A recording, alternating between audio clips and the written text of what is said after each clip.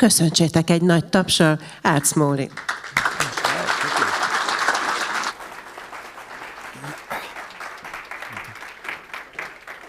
Okay, good morning. Sound check, good? Over there? All right, passed the first test. First time in Hungary, very excited to be here. I've been here about 3 days, over the jet lag now, so I'm feeling better every day. But really excited to be here and introduce this topic. I'm happy that you've translated this book into Hungarian. So we'll talk about the 4 types of problems, something I've been working on for a long time. Again, as John Shook pointed out, I experienced this in Toyota 32 years ago, and I think it's something we just need to be clear and get better about explaining. So I won't do too much of my background. There's a lot on me in the internet or in my book you can find out about me, but I did work for Toyota starting 32 years ago, right out of college, my first job. I speak, read, and write Japanese. My children are half Japanese. A lot of photographies, but a lot of hobbies such as photography and woodworking and things, but I really enjoy working with people. I got to say that even problem solving for me is a hobby, and helping teams problem solve better and more effectively is something I really enjoy, and it's a theme in all of my books and things I work on. So today I've only got 25 minutes, so I'm going to move pretty quickly. I apologize. But I hope the topic catches your interest and you look into it further on your own, because this is something we can all do. We are all have this innate ability to problem solve and work with teams, so I think it's a good tool or topic for you to be aware of. I'll talk about how it ties into the LEI transformation framework, talk about what I consider the 4 types to be and why I now propose 4 types instead of just one, and what type of situation each one does with best, and then hopefully I stay on time and we get 10 minutes of Q&A. So if you notice, this is the so-called LEI transformation model that John Shook and the people from LEI came up with. And at the very top of it, it says there's a situational approach to lean. And you have to think about this as a leader. It's not automatically do X, Y, and Z in this pattern every time. You start with a situation, what's driving the value, and you have to conscientiously think about what problem we're trying to solve. That is fundamentally at the top of the transformation pyramid. And of course, other things matter: process improvement, capability development, leadership behaviors, basic thinking and mindset. All that is important. Today I'm just going to talk about the roof, because it is at the top. Okay? In researching this book, I spent a good 5 years acquiring hundreds of different textbooks on the topic of problem solving and thinking about it just in the context of the 20th century alone. And this is just the tip of the iceberg. I mean, I'm sorry if your favorite problem-solving technique or person is not up there. These are just kind of some of the high points I picked. And you can argue, of course, this all has roots in the scientific method and critical thinking routines, which go back centuries. I'm not going to go back that far. But, boy, it's an impressive list of things. And I got to wondering, so why are there so many? Why can't we agree just on one thing? Why isn't there just one tool or one approach or one technique? And are there patterns in there? And this is a matter of debate. Honestly, nobody agrees on it. I do not expect you to agree with me. I sometimes think, well, is it 2 or is it 4? Maybe I can have 6 or 8. But in the end, I compromised on 4 after a lot of discussion with John Shook and other problem-solving experts, including the people I work for in Toyota in Japan, who I really admire and trusted in terms of problem-solving expertise. The 4 types I came up with are all related, of course, but they are troubleshooting, gap from standard, target state, and open-ended innovation. And yes, they all have similarities. They link and overlap in many cases. They are not completely separate, especially number 1 and number 2. 2 and 3, 3 and 4 absolutely have overlap, but I think we'll say that obviously 1 and 4 are different things, for example. Troubleshooting is not innovation, for example. And I think there's critical differentiations at the margins. So no matter what you think about problem solving, I want you to understand some of the key differences between these, because they are not identical in my mind. And as lean leaders and just people trying to drive improvement in our respective communities, I think understanding those differences and having different approaches can help you. At least it's helped me, and it's helped many of my clients the last 5 years. Also, I did not come up with this on my own. I studied outside literature. I think it's important for the lean community to look outwards and look at other things too. Research that's always been done. Because people have said for a long time, problem solving is not one thing. It has critical thinking routines and creative thinking routines in it. Nobel Prize winning researchers have said that, look, there's a system 1 and system 2 type functioning routine in our brain, and we default to system 1 very often, and yet it's error prone and mistake prone. System 2 is far more reliable, but not what we automatically always do. And this is part of why I think we gotta have more than one type of problem solving routine. And I studied even creative routines. The famous professor, Dr. Edward Bono, and his 6 thinking hats, for example, and why he thought, even in creativity, you have to think of things from different perspectives. You can, like a cube. You better look at that cube from all 6 sides if you truly want to understand what's going on. And I found some survey tools called the Kolb learning styles, and I don't have time to explain this in detail, and situational leadership styles. But it's very easy to predict with surveys what type of problem-solving style you ultimately like. Lean, Six Sigma, design thinking, troubleshooting. We can predict this with a survey tool, and I can also align that with your problem-solving style of leadership. And they're all fine. They're not wrong. The million-dollar question is, like the top of the lean framework, transformation framework, what is the situation you're facing? What is the right approach? And sometimes we need to flex out of our normal style or comfort zone in order to improve. So that's the background. The 4 types I came up with are very much embedded in the Toyota thought process, though. Okay? And the most important thought process that we have a line, a bar, or a standard. And that theoretical standard in this case can represent 100%. Productivity, quality, safety, whatever you want it to be, profitability. And any time in Toyota you are below that line, we call that problem. And as leaders, we have to have problem awareness. If you are at that line and successful and sustaining that, we're still going to ask you to improve over time. Years 2, years 3, years 4. You're going to have to raise the bar just like an athlete does to compete in the Olympics. Competition moves. Customer expectation moves. There's opportunity space out there. Lean thinking is endless.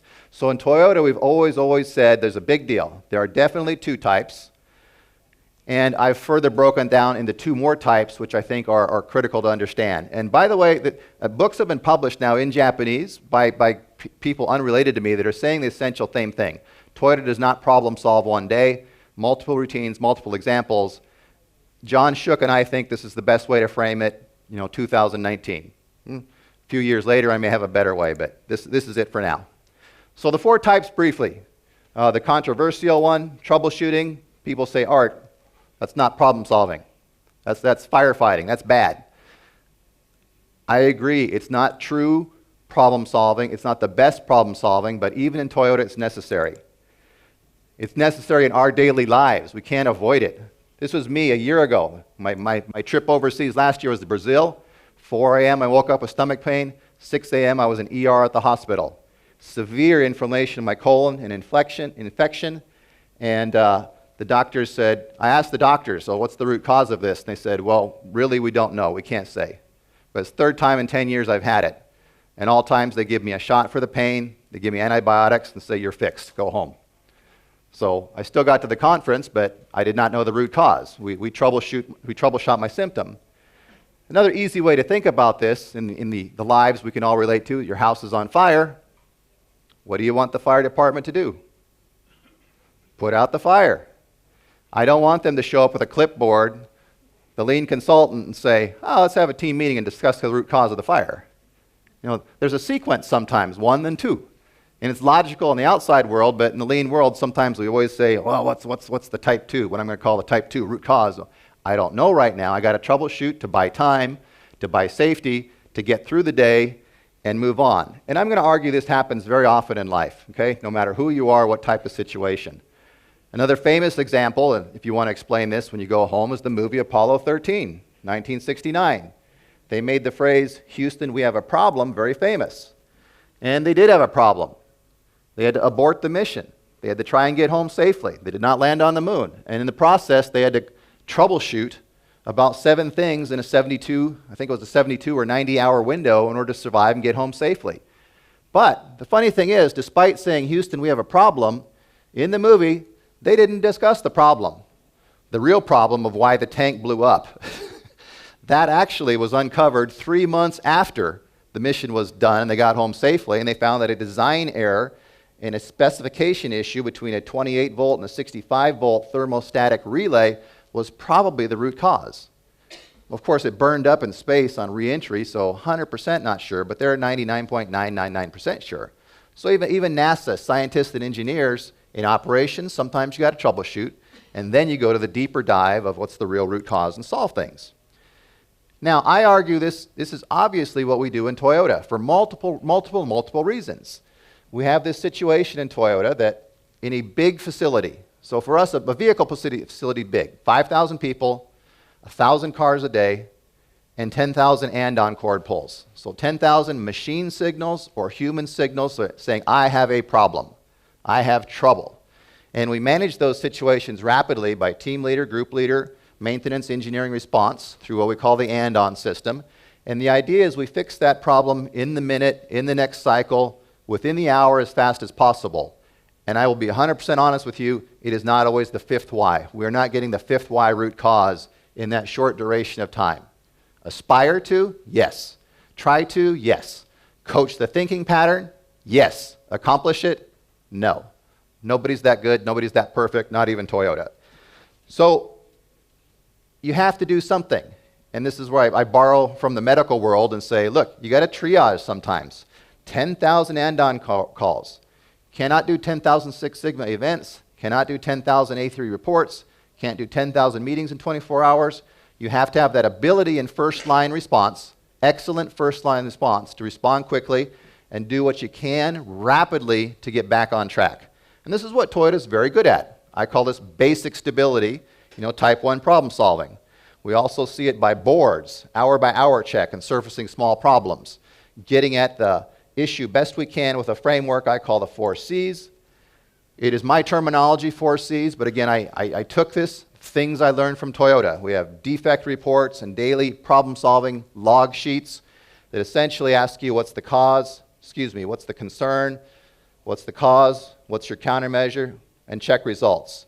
And yes, we do aspire. On the sheet here, we do ask for the 5 whys, but it's a thinking pattern we're coaching and trying to get at. But sometimes you can't. If it's defective material from the supplier, for example, I personally can't get to the 5th why insight in this hour. But still, we contain it, work on, go forward. And interestingly, actually the term 5 whys came out of this type 1 routine. Toyota did this in the 1950s. Andon systems in Toyota started first in the 1950s and matured and continue today. But Taiichi Ohno was famous for 3 Gs, go and see, get the facts, grasp the situation, and pushing the 5 why thinking regardless of the type of the problem. So the roots of 5 why, and my boss worked for him, I didn't know this until I talked with him about it, the roots of asking the 5 whys, even on type 1 troubleshooting, goes back to the 50s and Taiichi Ohno and his thinking pattern. And I do this a lot with my clients, just for capability building and producing results. Hour by hour, how are we doing on whatever metric, and making them depict the 4 C's, because once it's written, we can see it and coach it more clearly. Sometimes we use little cards, but the point is we're going to talk about certain numbers of these. After you hit a trigger, we're going to discuss certain numbers of these in an 8-hour period and get better at them on a day-by-day basis. So a lot of different ways to do this, but the point is to surface problems and deal with them quickly, best you can. Now, obviously, real problem solving is type 2. There are problems with type 1. There are issues. It is weak. There's a reason why the history has so many tools and techniques, because people for 100 years have been inventing better tools, ways to problem solve from a variety of issues. And this is true problem solving, type 2, gap from standard, and trying to get back to this line and figure out why we're underperforming. And in Toyota, we have kind of daily checks, weekly checks, and monthly checks. We do this, but the point is to be intellectually honest and say that, look, for this metric, this KPI, whatever it is, we have a gap, and we don't know why. We're honest. I don't know why. That could be one problem of 6 percentage points, 6 problems of 1 percentage point. I don't know. We got to stop. We got to think about it. We can't use troubleshooting. It's not working. Go to the next level. And this is where, historically, Toyota in 1962, that came second, started with their funnel of problem solving. The step-by-step method, funneling down and trying to get to a root cause insight and a countermeasure that works. It was 6 steps in the 1960s, 7 steps when I worked there, 8 steps today. I don't care. The thinking pattern is basically the same, okay? And this is what I tried to explain years ago in my book, A3 Thinking, depicting the steps and the thought process, breaking down the problem, identifying the Pareto issue number one, the root causes, the corrective action items, showing a trend of improvement where you prove, to yourself that this is the issue, track and sustain it over time, and learn from that process.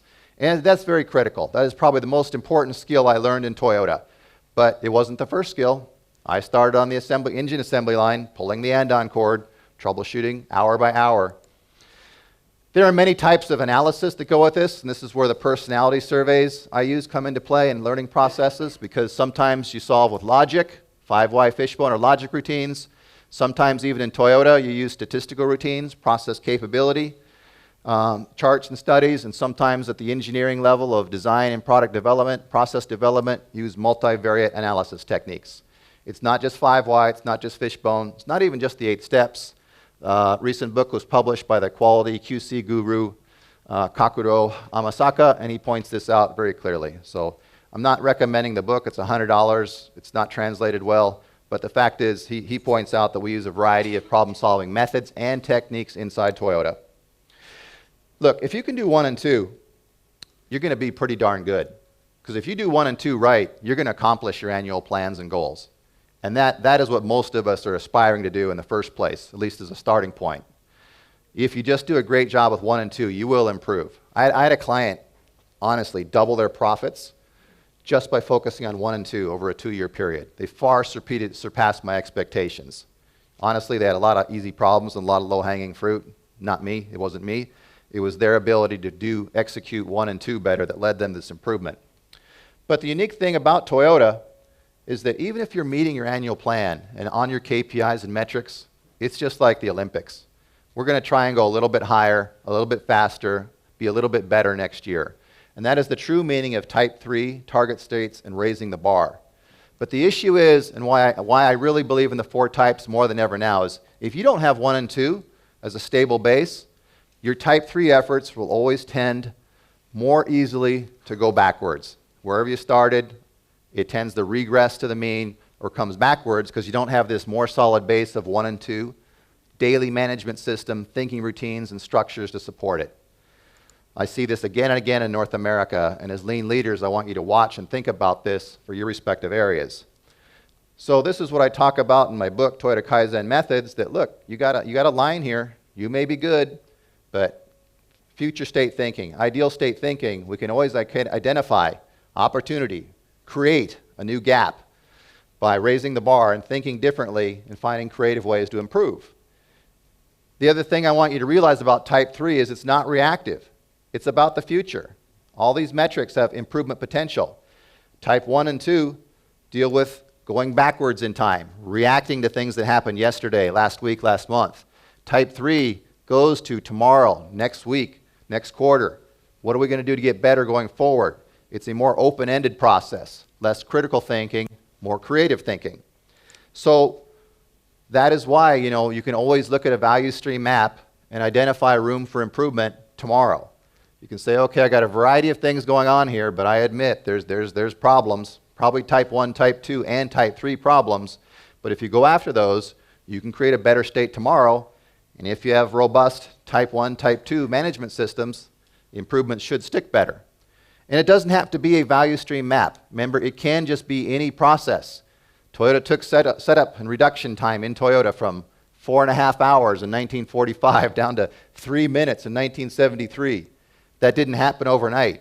It was not one Kaizen event or problem-solving sessions. It was hundreds and hundreds and hundreds of things added to over time using creativity of the workforce, engineers, and suppliers to come up with better solutions that were both manual and capital intensive. Now, of course, those 3 are important and most uniquely associated with Toyota, but here's where also I want you to raise the bar for yourselves and your organizations and us as a lean community. I want us to aspire to get into this space of Type 4, open-ended, innovation thinking, because this is what guarantees the safety and security of your corporations, your companies, your organizations for the long term. You can be great at 1, 2, and 3, and I can't guarantee you're going to be alive in 10 years. The pace of change, competition from around the world is so fierce now that you have to think about Type 4 innovation, new products, new processes, new services, and a variety of things in order to improve. And there's a variety of frameworks, very popular, very successful out there, from inside lean and outside lean community. Design thinking, lean startup, set-based design theories. I personally really like this, the Russian model, trees, and theory of inventive problem solving. They all have great strengths. And as a lean thinker, I want you to research these, study these, think about how you apply them in your companies as well. Because again, yeah, product offering and product improvement is vital no matter what you do. Even Toyota innovates, tries to innovate and get better going forward on the product side. But the framework I also enjoy thinking about and urging my companies, my clients to work on is the so-called 10 types of innovation. It's a book, you can find it on Amazon, and it points out that successful companies around the world innovate in different ways. There's not just one way, there's not just one framework, even here under this type 4. You can be successful with service, network, branding, customer engagement, and delight your customers on the experience side. You know, Apple does a great job there. They're good at many things there, but probably most phenomenally, they're good at this side of customer satisfaction. Others compete and are 100% successful in their configuration, their profit model, their structure, their processes, offerings, you know, product systems, product performance. These are all different ways to innovate and compete. And so you can put lean thinking in all of these spaces. I encourage us in the future, the next 10 years of lean, us as a community, lean thinkers, I want us to push out in this area more boldly, more aggressively, not just be the people on the shop floor doing Kaizen or 5S on this machine over there. I want us to get out in the world into the entire space of problem solving, types 1, types 2, types 3, types 4, unleash the ability in all our employees to think better, do things better in all aspects of work. So for me, this is very important. It's at the top of the LEI transformation pyramid. What problem are we trying to solve? What approach are you going to use to get there? And how is that going to help you? And again, I believe, Art Smalley's subjective opinion, that the 4 types are better than 1. I wrote the book A3 Thinking first and Type 2. I regret it. I wish I had written this one first. Okay? The books around problem solving around the world are great, but usually fit one of these 4 niches and don't build the picture very well. I hope this helps you think about the different focal points, different time frames, different approaches, and my goal is for you to get better thinking, better results, and better human engagement in all of your organizations. So with that, I apologize. I went fast, but I kept on time as I promised I would, and hopefully we got good 10 minutes for questions now.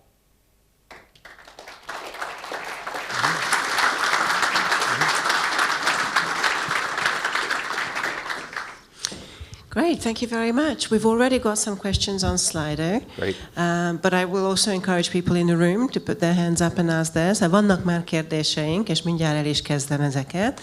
De azért mindenkit biztatnék, hogy a teremben nyugodtan kézfeltartással is fel lehet tenni személyesen a kérdéseket, attól még, hogy létezik egy elektronikus opció. The first question, which might be good to start with, is there any industry-specific problem-solving routine, like financial services versus manufacturing? No, I think the 4 types broadly cross everything. I mean, I've worked in services, hospitals, process industries, construction, and lean.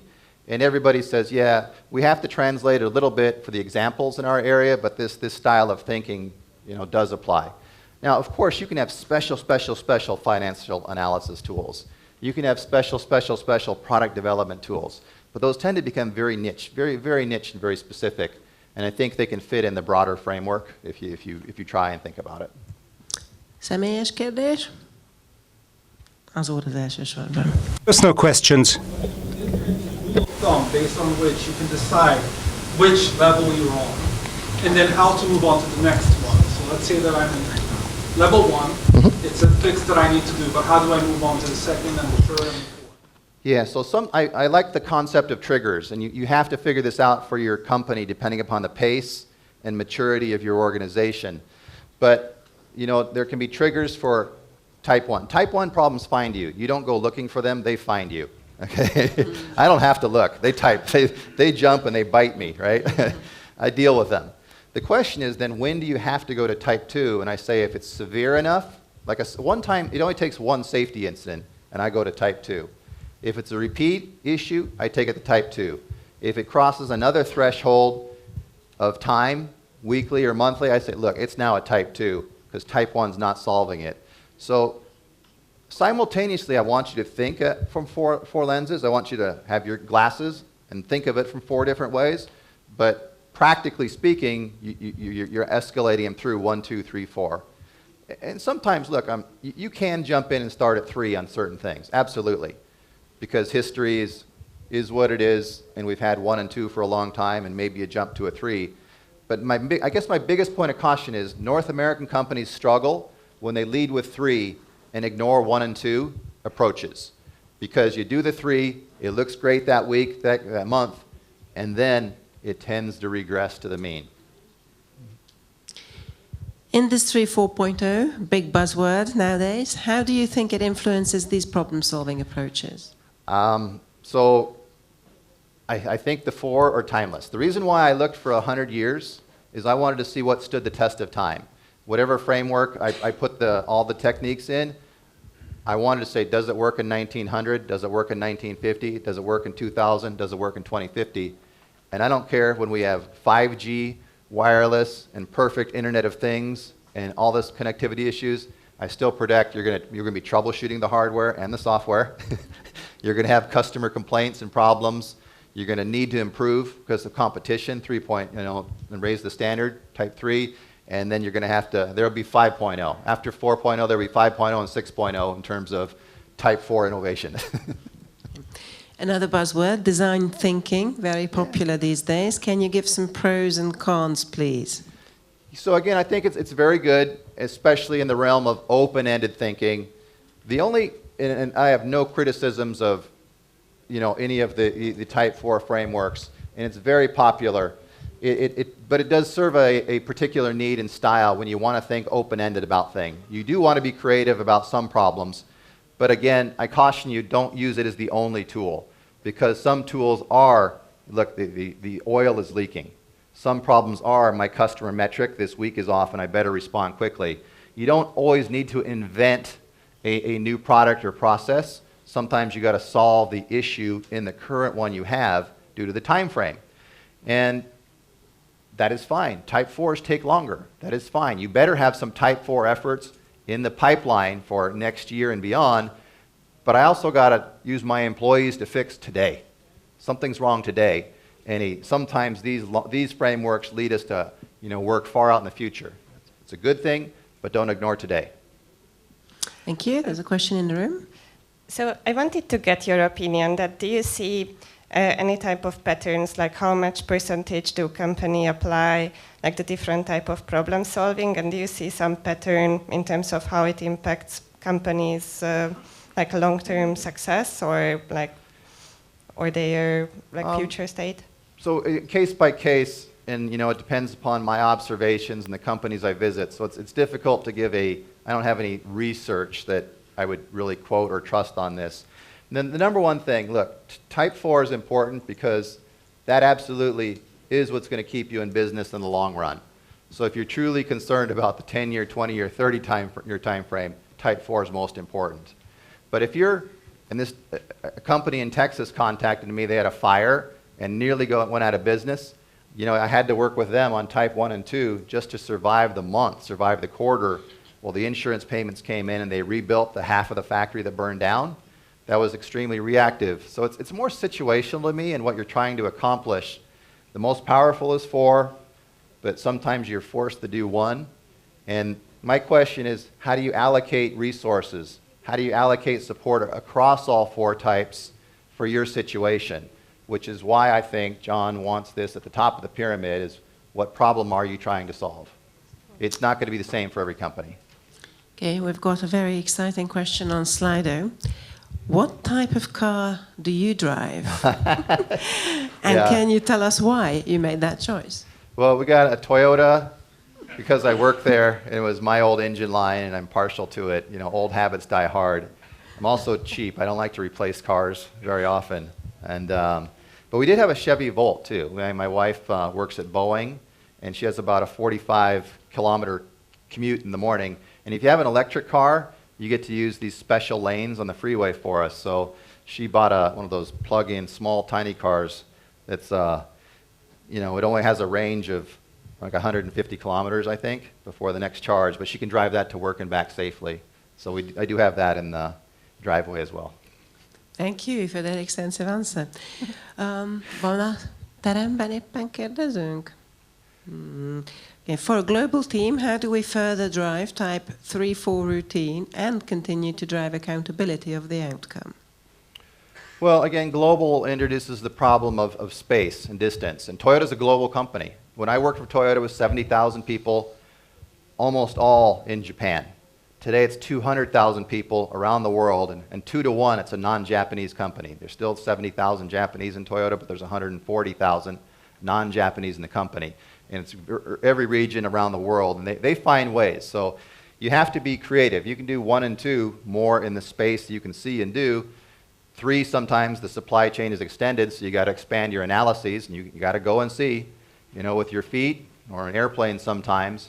But also video technologies, you know, very impressive. I have companies send me video now that I don't like to travel all that much. Strange career choice. I don't know why I picked consulting, but okay. I make people send me videos and upload them, and I watch them, and I don't distribute them. I keep them confidential. But I can see a lot in your factory if you take certain types of videos and show me a report out. I can give you feedback from 5,000 miles away. And I think that's possible, you know, 3 and 4. Toyota has global platform teams. So for Camry, the Camry launch, the Corolla launch, the Lexus launch, those are global platform teams, and they have dedicated meeting times which are done with video conferencing equipment. And yeah, it's harder, but in today's global economy, it's necessary. How do you convince management to involve people into the 4th problem-solving approach, innovation, I guess, if they have to work on 1st, 2nd, and 3rd problem-solving most of the time?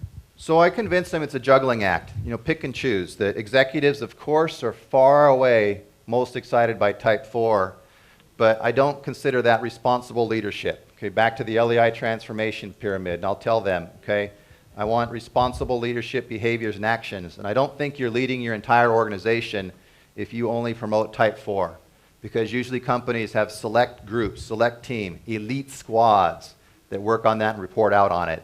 And yes, I agree it may be the most important thing for you to succeed the next 5 years. However, you're not being a responsible leader unless you coach and talk to all 4 types in your organization.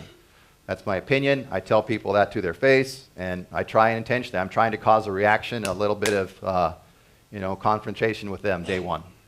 So I guess the next question ties into this. Do we need to follow all 4 steps, or can we just skip, for example, from 1 to 4? I don't think you can skip. No, I think there's enough of a difference in types that you have to be conscientious. And again, I'm saying juggle all 4. I'm not saying juggle 1 and juggle 4. I want you to figure out how to juggle all 4. Juggling 1's easy. Juggling 2's not so bad. 3rd gets interesting. Juggle 4, you're pretty doggone excellent. And that's the challenge, I think. Thank you very much. Okay. Nagyon szépen köszönjük.